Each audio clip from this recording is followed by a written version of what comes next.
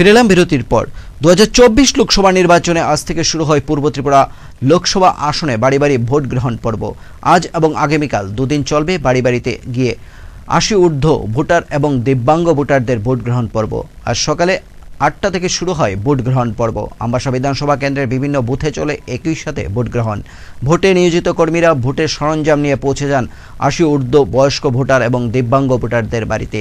ভোটকর্মী নিয়োজিত কর্মীরা জানান, শান্তিপূর্ণভাবে নিরাপত্তা বলে বাড়ি বাড়ি চলছে ভোট গ্রহণ পর্ব। 8টার থেকেই মোটামুটি বাইরে গেছি গা, আমরা আয়াসিরা সব বাড়ি বাড়ি ভোট লইতেছি আর পিসফুলি চলছে আর আমরা ভালোই চলতেছে, কোনো অসুবিধা নাই। আমরা আজকে আর কালকে এই 47-এর যে আমবাসা এসটি কনস্টিটিউয়েন্সি এটা আমরা ভোট লইতেছি, আর এখন আমরা ভোট লইতেছি এটা আপনার 47-এর 58। ভোট যে নিতেছে মানে কারা ভোট দিতেছে মানে কত বয়সের নিচে? 85+ এন্ড পিডব্লিউডি যারা ডিসেবল তাদের জন্য।